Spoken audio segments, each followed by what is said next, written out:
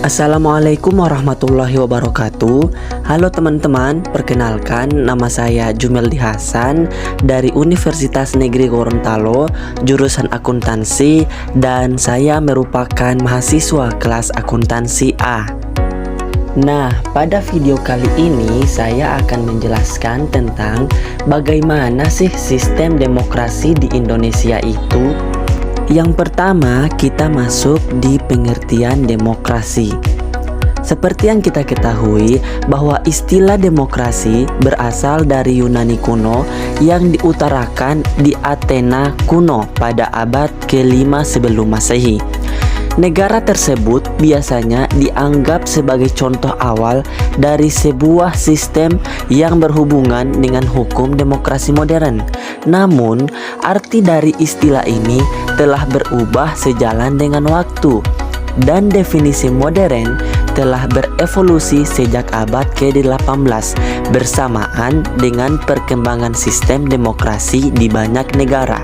Nah, perlu teman-teman ketahui bahwa kata demokrasi berasal dari dua kata, yaitu demos yang berarti rakyat dan kratos atau kratein yang berarti pemerintahan, sehingga dapat diartikan sebagai pemerintahan rakyat atau yang lebih kita kenal sebagai pemerintahan dari rakyat, oleh rakyat, dan untuk rakyat. Konsep demokrasi menjadi sebuah kata kunci tersendiri dalam bidang ilmu politik. Hal ini menjadi wajar sebab demokrasi saat ini disebut-sebut sebagai indikator perkembangan politik suatu negara. Dan secara etimologis, istilah demokrasi berasal dari bahasa Yunani, demokratia, yang terdiri dari dua kata, yaitu demos yang berarti rakyat, kratos atau kratein yang berarti kekuatan atau pemerintahan. Secara harfiah, demokrasi berarti kekuatan rakyat atau suatu bentuk pemerintahan dengan rakyat sebagai pemegang kedaulatannya. Jadi teman-teman, berdasarkan beberapa pengertian demokrasi di atas, dapat ditarik kesimpulan bahwa demokrasi adalah suatu bentuk pemerintahan di mana kekuasaan atau kedaulatan ada di tangan rakyat. Dengan kata lain, rakyat dapat dilibatkan dalam setiap aspek kehidupan bermasyarakat, berbangsa, dan bernegara. Ada 4 jenis demokrasi, yakni yang pertama dilihat dari cara penyaluran kehendak rakyat, yang kedua dilihat dari dasar atau paham ideologi yang dianut, yang ketiga dilihat dari perkembangan paham, dan yang keempat dilihat dari hubungan antara pemerintahan dengan rakyat. Nah, yang pertama dilihat dari cara penyaluran kehendak rakyat. Dalam hal ini terdiri atas 3 macam demokrasi. Demokrasi pertama yakni demokrasi langsung, yaitu rakyat secara langsung dapat membicarakan dan menentukan suatu urusan politik kenegaraan. Demokrasi kedua yakni demokrasi perwakilan atau tidak langsung, yaitu aspirasi rakyat disalurkan melalui wakil-wakilnya yang duduk di lembaga perwakilan rakyat atau parlemen.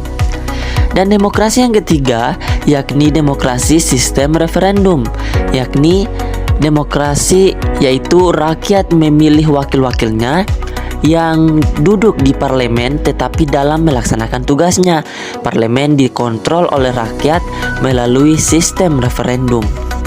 Kemudian di bagian kedua yakni dilihat dari dasar atau paham ideologi yang dianut. Dalam hal ini terdiri atas 3 demokrasi. Demokrasi yang pertama yakni demokrasi liberal, yaitu paham demokrasi dengan menitik beratkan pada ideologi liberalis yang cenderung pada kebebasan individu atau perseorangan.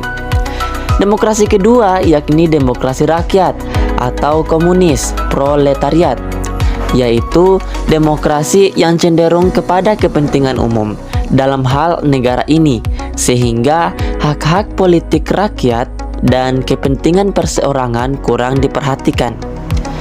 Demokrasi yang ketiga yakni demokrasi Pancasila, merupakan ciri khusus demokrasi yang tidak hanya mencakup bidang politik saja, melainkan juga bidang ekonomi, sosial, budaya, dan mewujudkan kesejahteraan rakyat. Kemudian bagian ketiga yakni dilihat dari perkembangan paham. Dalam hal ini terdiri dari dua demokrasi. Demokrasi pertama yakni demokrasi klasik, yaitu paham demokrasi yang menitik beratkan pada pengertian politik kekuasaan atau politik pemerintahan negara.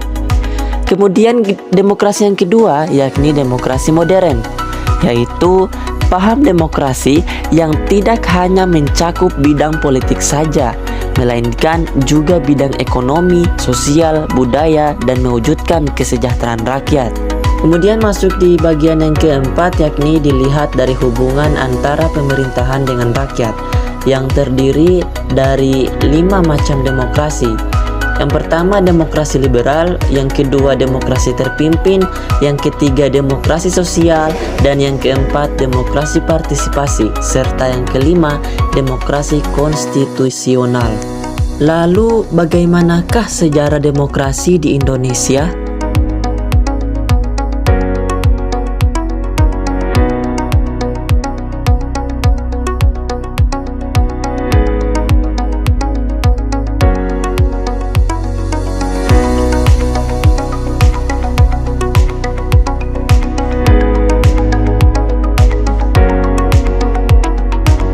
Jika kita melihat dari sejarah perjalanan bangsa Indonesia, terdapat 4 macam sistem demokrasi yang pernah diterapkan dalam kehidupan ketatanegaraan Indonesia, yakni pertama, demokrasi parlementer atau liberal, kedua, demokrasi terpimpin, ketiga, demokrasi Pancasila pada era Orde Baru, dan yang keempat, demokrasi Pancasila pada era reformasi.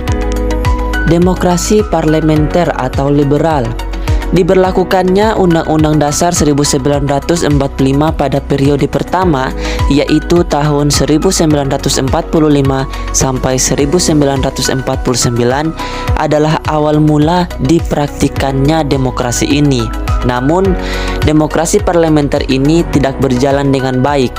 Kehidupan politik dan pemerintahan pada masa itu tidak stabil. Akibatnya, program-program yang dibuat pemerintah tidak bisa dijalankan dengan baik dan berkesinambungan. Kemudian yang kedua yakni demokrasi terpimpin. Dalam demokrasi terpimpin ini ada 5 pokok. Yang pertama, demokrasi terpimpin bukanlah diktator. Yang kedua, demokrasi terpimpin cocok dengan kepribadian dan dasar hidup bangsa Indonesia. Yang ketiga, demokrasi terpimpin berarti demokrasi di segala persoalan kenegaraan dan kemasyarakatan, meliputi politik, sosial, dan ekonomi. Yang keempat, inti daripada pimpinan dalam demokrasi terpimpin adalah permusyawaratan yang dipimpin oleh hikmat kebijaksanaan. Dan yang kelima, pada demokrasi terpimpin, oposisi diharuskan dapat melahirkan pendapat yang sehat dan membangun. Kemudian bagian 3, demokrasi Pancasila pada era Orde Baru.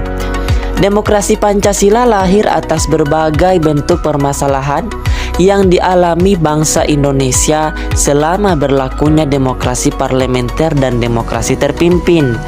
Demokrasi Pancasila itu pangkalnya adalah kekeluargaan dan gotong royong. Jika kita main ke sebuah desa, kita pasti akan melihat semangat kekeluargaan yang ada pada masyarakat desa, dan itu sudah lama dianut oleh mereka. Jadi, hal paling penting dalam demokrasi Pancasila adalah nilai-nilai yang menjunjung tinggi kemanusiaan sesuai dengan martabat dan harkat manusia, menjamin persatuan dan kesatuan bangsa, mengutamakan musyawarah, rasa tanggung jawab kepada Tuhan Yang Maha Esa menurut agama dan kepercayaan masing-masing, serta mewujudkan keadilan sosial. Kemudian bagian terakhir yakni demokrasi Pancasila pada era reformasi. Perbedaan demokrasi Pancasila pada era reformasi dengan era Orde Baru terletak pada aturan pelaksanaannya. Kalau kita lihat pada peraturan perundang-undangan dan praktik pelaksanaannya, banyak loh perubahan yang terjadi. Kebanyakan perubahannya itu terletak pada perbaikan kebijakan-kebijakan yang dirasa kurang sejalan dengan konsep demokrasi. Nah, beberapa perubahannya itu seperti pemilihan umum yang lebih demokratis, lembaga demokrasi yang lebih berfungsi, mewujudkan kehidupan yang lebih demokratis, dan memaknai demokrasi Pancasila sebagai nilai-nilai budaya politik yang memengaruhi sikap hidup politik pendukungnya, serta partai-partai politik kini lebih dapat mandiri. Jadi sekian dari saya dulu tentang pemaparan materi mengenai bagaimana sih sistem demokrasi atau penerapan sistem demokrasi di Indonesia itu.